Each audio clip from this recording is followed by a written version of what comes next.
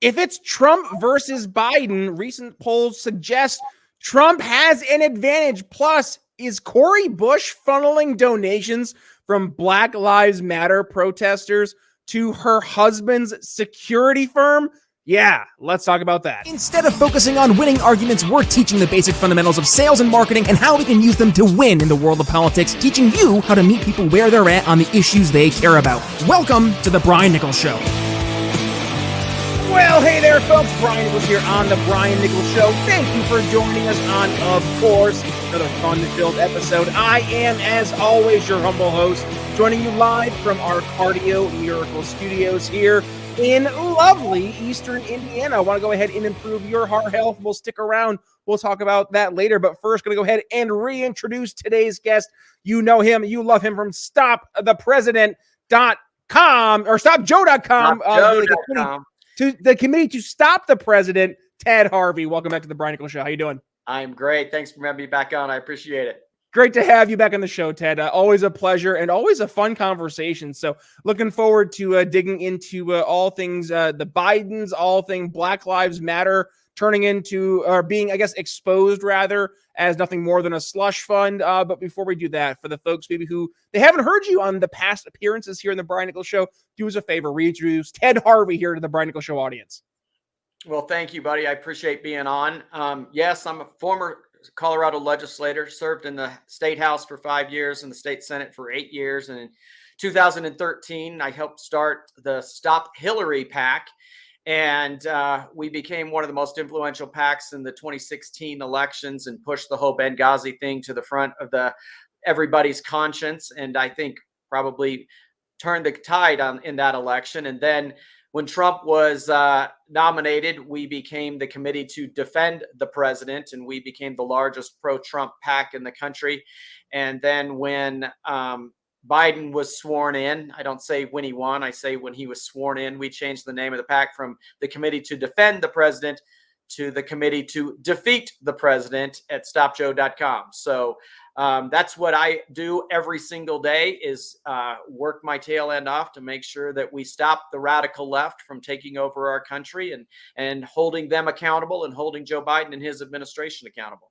Well, and if things, fingers crossed, knock on wood, are going the way they seem to be going, you might be having some impact because even according to some recent polls, like companies like CBS, they're, yes, acknowledging the elephant in the room that when it comes to a Trump versus Biden head-to-head hypothetical matchup in 2024, Donald Trump's in the lead. And this is not just a one-time example in a poll, but rather this is starting to become the norm in a lot of polls. And I think it's speaking to not just the reservations a lot of folks have with Biden's age, because he's 1,000 years old, and it's obvious he's losing his faculties. He's rambling off mid-sentence when he's talking to the pressers. He's walking randomly off stage. We showed the one clip here last time you were on the show where he was on the morning show, and he's like, "All right, see you later," as she's still trying to give like the outro, and he just like meanders off stage. So folks are naturally concerned. Plus, folks are really starting to feel it, right? Like they're feeling the hit at home economically, inflation, even though they're saying, oh, inflation's going down. Like inflation is still compounded on top of itself. So they're like, it's down to 3.2%. It's like, yeah, but that doesn't excuse the fact that it was like 9% a couple months ago. So what are we doing there? And then you also factor in a looming, which we all feel, recession coming somewhere around the corner. Banks are starting to do commercials that are like, even when times get tough, we're still there for you. And I'm like, ooh, that's not good. When the banks are doing the like hold tight commercials, like, things are about to get weird. So Biden versus Trump, I think folks are starting to come to the understanding, the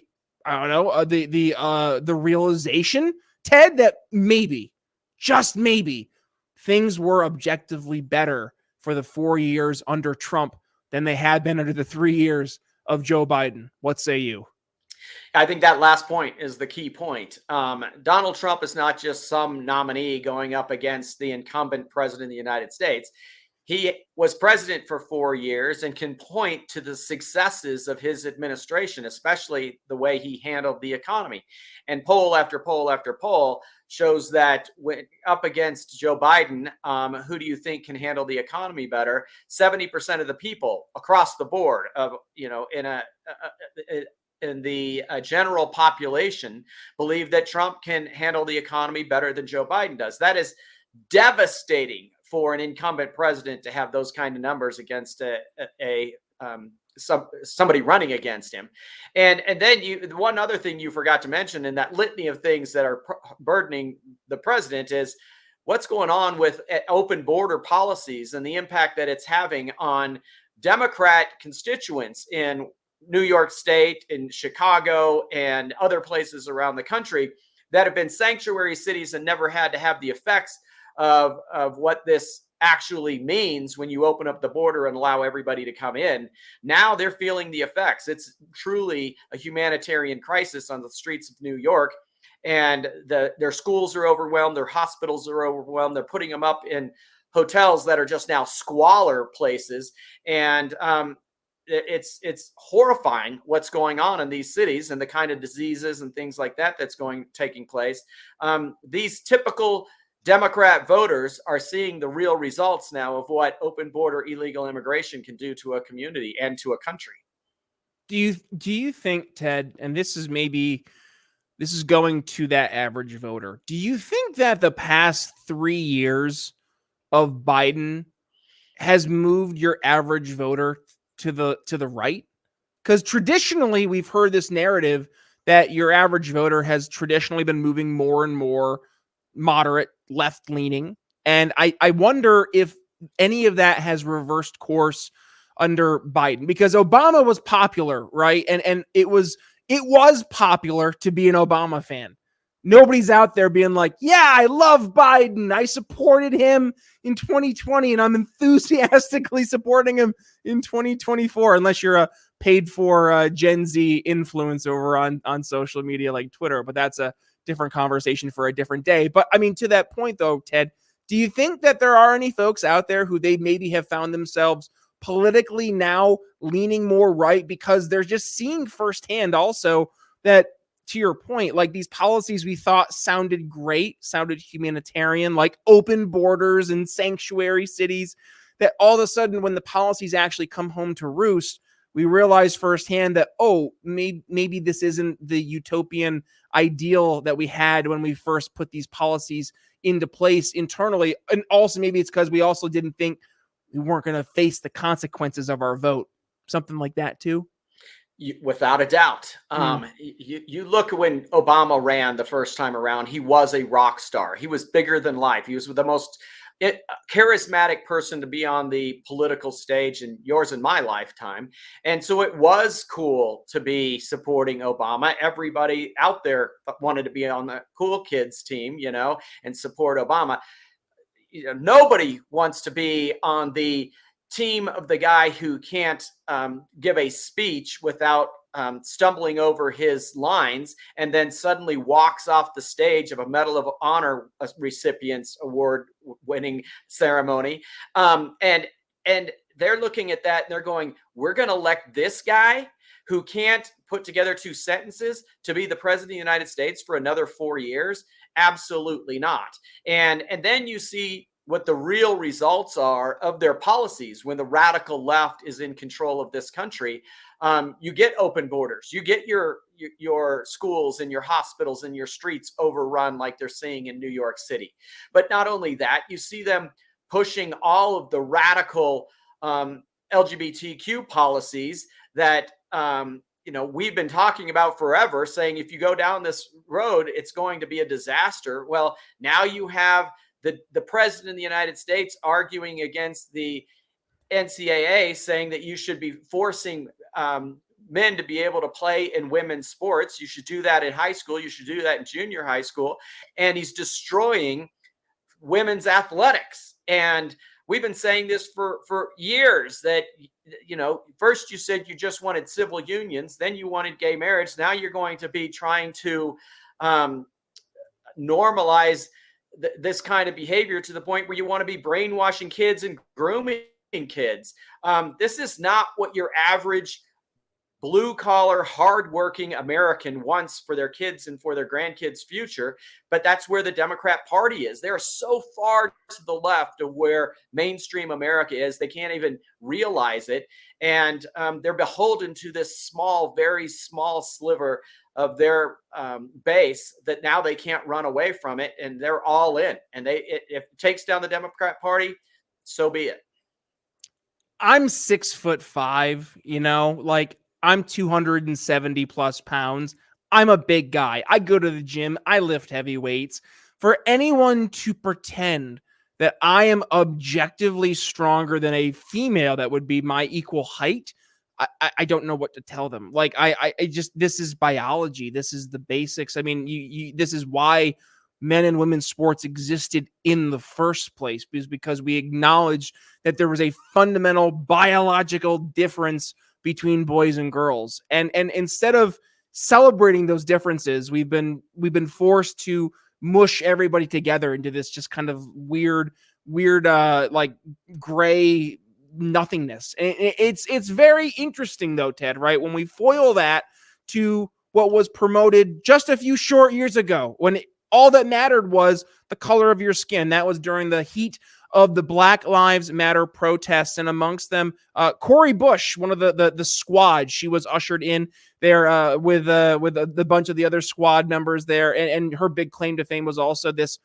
Black Lives Matter. And it turns out Cori Bush is now facing some increased scrutiny, maybe some campaign payments that she sent to her husband for some security services. Ted, we're going to have to go ahead and dig really into detail there. But first, before we go ahead and do that, got to go ahead and give a shout out to today's sponsor, and that is the one and only Cardio Miracle, folks. I am a huge fan of Cardio Miracle, and I've been using it now for about 4 months. And here's what I have to say. If you are looking to improve your blood pressure, if you are looking to improve your sex health, if you are looking to improve the pump that you have at the gym, if you are looking to improve your energy levels, if you are looking to get a better night's sleep. Yeah, I know it all sounds too good to be true to be found in one awesome solution, but I guarantee Cardio Miracle is the real deal. It is absolutely the finest heart and health supplement in the world, and you can experience the Cardio Miracle difference for yourself as a member of the Brian Nichols Show audience and save 15% on your order, as they are our Cardio Miracle studio sponsor. 52 awesome ingredients, all in one drink, all scientifically engineered to help improve your heart health. The main key ingredient, nitric oxide. Why is that important? Because it helps open up your blood vessels. It helps improve your circulation, and it is truly one of those miracle substances. I had John Hewlett here on the show, CEO and founder of Cardio Miracle, and he goes into the awesome science that is behind nitric oxide and why it's so pertinent to a successful heart health regimen. So if you want to go ahead and experience the Cardio Miracle difference for yourself, 15% off your order if you use code TBNS at checkout, or if you click the links in the show notes or on our homepage there at briannicholsshow.com. Link should instantly have the discount applied there at checkout. But one more time, folks, if you want to go ahead and get the best heart supplement on the market. And oh, by the way, did I mention this, Ted? Money back guarantee. So quite literally, you have nothing to lose other than those sleepless nights and your high blood pressure. So head over to Cardio Miracle today and experience the difference for yourself. And of course, one more time, use code TBNS at checkout. Ted, Cori Bush. She's in trouble. Talk to us. What's going on there? Well, it's great that you tied it into the Black Lives Matter protests. And if you remember that time, Cori Bush was leading the effort to defund the police all across the country. And during that, it also came to light that she was paying for armed guards. So you and I can't have police to protect us. She wants to take away our Second Amendment rights, and so we can't defend ourselves. And then she wants to pay for armed guards to protect her. One of the people that she was paying was her boyfriend at the time to be a security guard. He is now her husband. And she is paying him with campaign dollars to be a security guard, though he has never been a security guard. He has no experience being a security guard, nor does he have a license to be a security guard. And in Missouri, and where she is from, and in Washington, D.C., where she works, you have to have a license to be a security guard. And her husband doesn't have a license. So either they're lying about the fact that he is a security guard, and they're paying him with donor money, campaign money to do that job. And she's funneling money to their household bank accounts when he's not actually a security guard, or he's a security guard and he's not complying with being a licensed security guard. So you can't have it both ways. He's either breaking the law on one side or breaking the law on the other side. And so our PAC has called him out. We believe that they are funneling money from their campaign account, just paying him to, quote, be a security guard when he's not doing anything. And that's against the law. And you can pay family members to do legitimate campaign work, but we don't believe he's doing legitimate campaign work. And they're freaking out. This story has gone mainstream. Fox News is picking it up. Others are picking it up, and all across the internet, conservative outlets are picking it up. And so the Cori Bush campaign and their team is freaking out, and they just keep digging a hole that keeps getting bigger every time they open their mouths. There's worse things, but and I'm glad that you guys did this, right, Ted, to help kind of raise awareness to the levels of hypocrisy. But I also love the fact that we didn't lead with this story, and here's why. Because to your average person, this story, it feels good to see, like, finally the Cori Bushes of the world being called out for their hypocrisies, but it doesn't change the fact that some families can't afford to feed their families. It doesn't change the fact that they're having trouble filling up the gas tank to get to work. It doesn't change the fact that their kids are wearing the same clothes that are starting to get a little worn down because they can't afford to get that brand new school outfit for their kids. Like, those are the things that really matter to parents right now. And that's why, like, you guys are doing such great work across the board of raising awareness and fighting the good fight in all areas. Like, we have to fight the battles in policy. We have to fight the battles when it comes to calling out the nonsense and the hypocrisy. We have to fight the battles in the cultural arena. And I think, it is imperative on us to kind of play all different roles at all different times, frankly, because that's the way that the world is right now. We're in this instantaneous, fast-paced, moving world where the narrative's changing, and you have to keep up, and you have to set the narratives, and frankly, that's what you guys did so beautifully here. And it speaks to, again, I want to reemphasize the hypocrisy. We've spent how many years now going through the narratives being promoted by the radicals there in the movement of the Black Lives Matter movement, and behind that movement, the ideology, the just outright Marxism behind the thinkers of the people that they're supporting. It just leads me to wonder, not so much wonder, I guess, here, I'll put on, where's my hat? It's somewhere. I'll put on my conspiracy hat for a second, Ted. Like, this all kind of just seems like, when you look at the world right now and this subvert communist takeover in so many different areas in our institutions, through the culture, through entertainment, through media, like, is it all part of this plan, right? And I use the pejorative, is it part of the plan? But, like, no, is it part of something that, like, it just seems like there's too many coincidences for all these things to have their communist roots. I'm just like, are we missing something? Why are these things tying together? What am I missing? Ted, save me. Help me out here. Well, I think it could be both, right? An arrogant, elitist, corrupt Washington, D.C., where you have Hunter Biden and Joe Biden shaking down our enemies and getting $50 million put into their own private bank accounts and sent out to all of the Biden family members. Even those that are under the age of 18 are getting millions of dollars deposited into their bank accounts. And nobody in the press seems to think that that's important. They just cover it all up. And this is the same kind of thing, just on a little smaller level, where they're taking money out of their campaign accounts and funneling it to their private accounts for their own beneficial use, while Americans are not able to buy food at the grocery store because the cost of goods are so through the roof. But they don't care. The establishment in Washington, D.C. don't care. The media doesn't care. If you want to defend yourself, sorry, you can't do that, but we're going to have armed guards. And it's not just this squad member. There was a story that came out last week that AOC is going all over the world on these congressional junkets where you are allowed to take your spouse, but that's it. You can't take your whole family or anything like that. Well, AOC is not married, and it's against the law for her to be bringing guests with her on all of these junkets. So what did she do? She said that her boyfriend is her spouse on all of the paperwork on, 10s, 20, 30 different junkets, congressional junkets that they've gone on. She's taken her boyfriend, which is a violation of congressional rules, using taxpayer dollars to travel around the country. They're so elitist and they're so privileged, and they don't care that they're violating the law because nobody's going to hold them accountable. Our PAC, the Committee to Defeat the President at StopJoe.com, we are the ones that are pushing back against Joe Biden and Hunter Biden. We're pushing back against AOC and about Cori Bush. No other group is doing it. The RNC isn't doing it, that's for sure. And the folks in Congress, the ethics committees aren't doing anything to hold these folks accountable. We're the only ones doing it, and somebody has to, so we're doing it.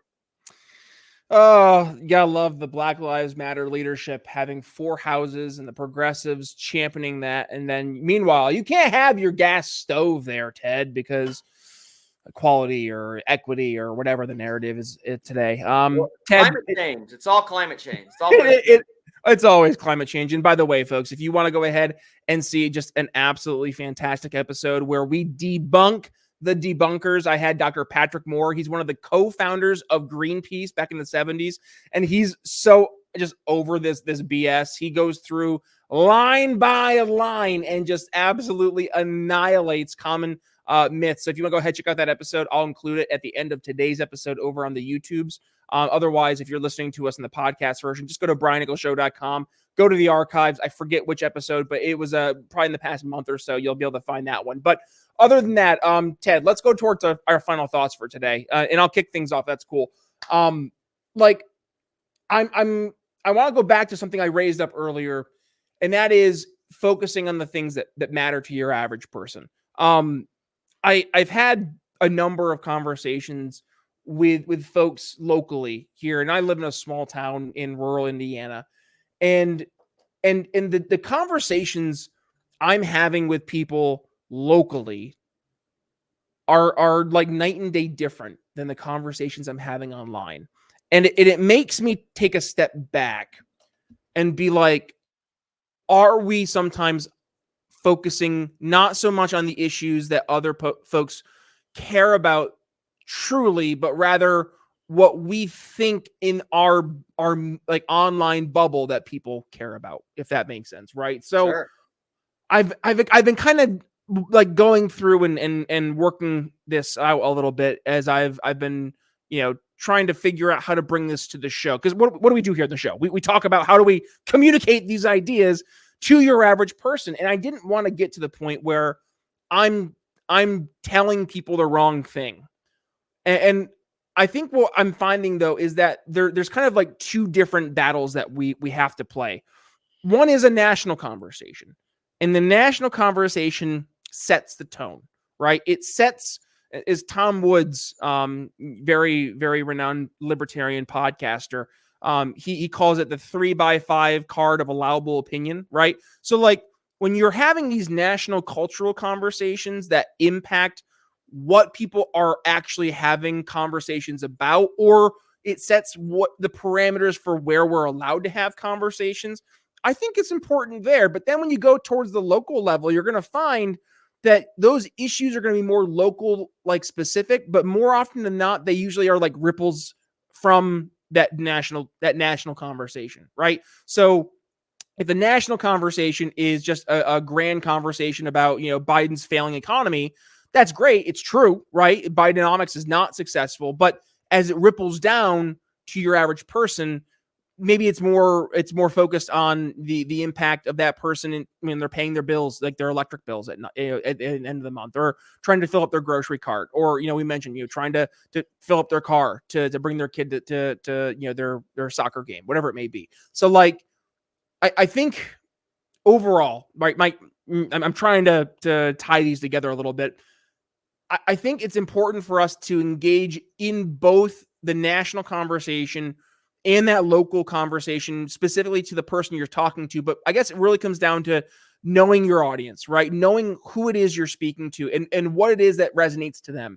If they're more on board with having a national dialogue, have that national dialogue, but don't speak past the other folks. And I think if you end up trying to speak more one-on-one to the other folks about those specific issues, we'll actually find we're going to build more of a relationship that we can bring them on board down the road to the national conversation. So I hope that kind of makes sense, folks. I've really been trying to work through this over the past few weeks here. As we're bringing folks on the show who we start talking a little bit more conspiratorial in some instances. Not today's show, don't worry, Ted.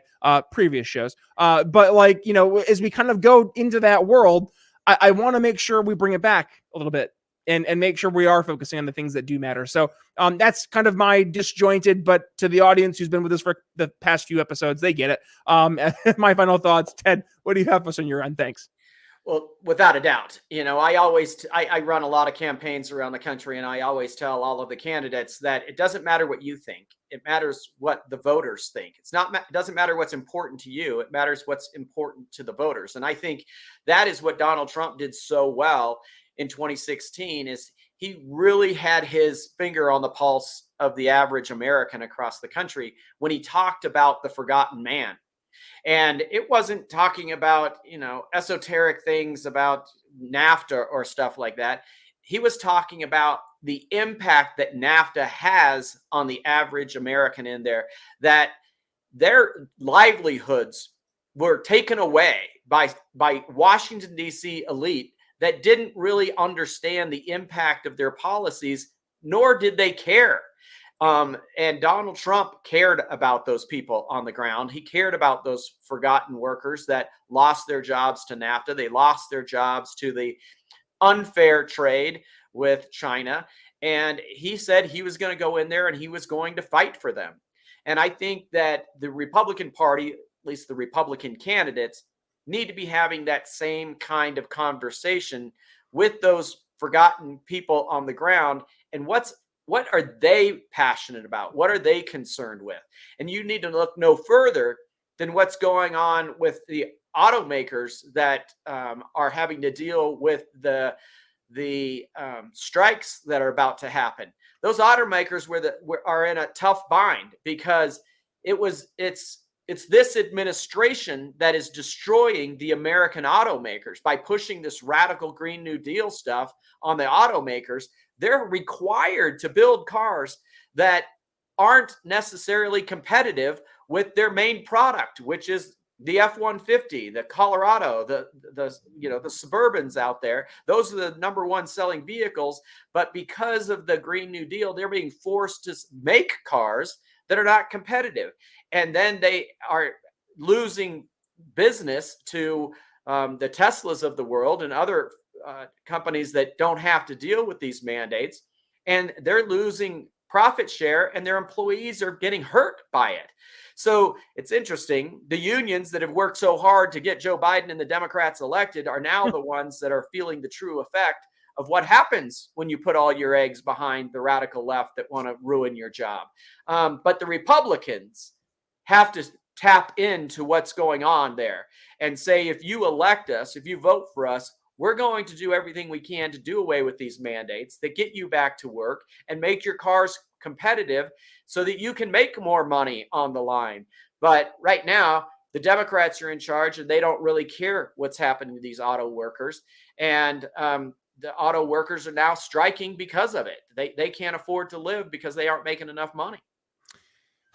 Man, there's two parts of me. I know we're at the end of the show, but I have to respond to this really quick. There's two parts of me that are dying inside, trying to fight one another to be the main response. The one response is to be like, good. You get what you vote for. Because, like, let's be real. What 90% of these auto workers in the union, they probably voted for these policies. I don't know about that. I don't know about that. I know that their money went to elect them. The unions took money out of their bank accounts, out of their checkbooks, and spent 90% of that money on electing Democrats. But there's a lot of hardworking, God-fearing, blue-collar patriots on the union line, and I don't necessarily think that they voted 90% to support these radical Democrats. Their money did, the union's money did. And if that's the case, right? Like, and I guess that's the other part of me. It's like, go to those folks and be like, it's not your fault, right? I like to bring them on board, which I think to win, right? That's the part we have to focus on. How do we win? And we can't go in and be like, you rubes, and like just make them feel bad. And like, your union voted for, spent oodles of dollars on Democrat candidates, because we've had folks from the Fairness Center here in the Brian Nichols Show who've told you, they represent employees who are working for public sector unions who maybe did or private sector unions who didn't have a choice for that company. So like going through and talking about, so that's a very astute point, Ted. And I guess, to that point too, that's why we are doing what we're doing here at the show, because we have to be able to have these conversations with folks who maybe aren't already on board with us. Believe it or not everybody already agrees with us. I know that's hard to imagine there, folks. I'm pretty persuasive too. I don't understand that. Yeah, I know. They just got to listen to this episode a few times and they'll be sold. So with that being said, Ted, they obviously can go ahead, re-listen today's episode, or go back, check some of the archives. We had you on a few times here in the program. So folks, go listen there. But otherwise, Ted, where can folks go ahead, support all the great work you're doing, find you on social media, and if they want to continue the conversation, reach out? Yeah, first and foremost, stopjoe.com. That's the place where you're going to see most of our op-eds and most of the commercials that we're doing and everything. But also follow us on social media at defeat_Joe, defeat_Joe on Twitter, on Facebook, and almost every other social media platform out there we are on. So we'd love to have you join the Stop Joe Army and help us out. We'd much appreciate it. Ted, Harvey, it's been a pleasure. Always a great conversation. And folks, if you enjoyed today's episode, well, you know the drill. Go ahead, give it a share. When you do, please tag yours truly at B Nichols Liberty, x.com, formerly Twitter, as well as Facebook. We can also be found over on Ben Swan's Sovereign, SOVREN, which is also where we upload the entire episode of the Brian Nichols Show in its video format in its entirety before anywhere else. That's your Sovereign exclusive. Otherwise, you want to go ahead and find us on more traditional platforms like YouTube, Rumble, or Twitter, x.com. We upload our entire episodes in their video entirety over on x.com now. So go ahead, find us there. Or like I mentioned, your traditional platforms like YouTube, which if you are watching us there, hit that subscribe button, little notification bell, and also go down to the comments. Let us know what your thoughts were of today's episode. Are Ted and I off base? Are the Democrats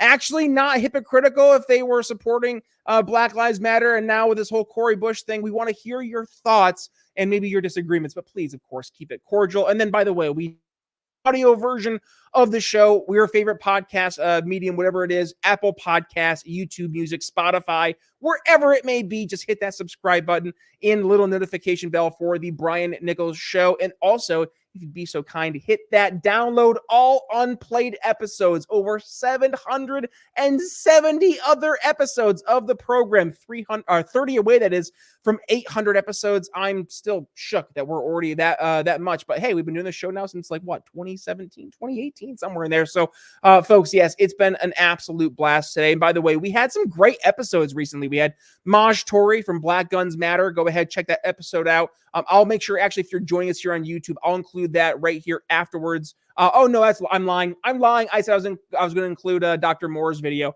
If you want to check out Maj Touré's episode over on Black Guns Matter, go to the BrianNicholsShow.com. You can find all of our episodes over there. So that was a great conversation, though. He's a really cool guy, and they're doing great work there, helping bring 2A to blue cities who so desperately need it. So other than that, Ted, any final words, anything we forgot that you want to leave the audience with today? No, you're awesome, man. I appreciate it. Thank you for having me on. It's a great Ted, show.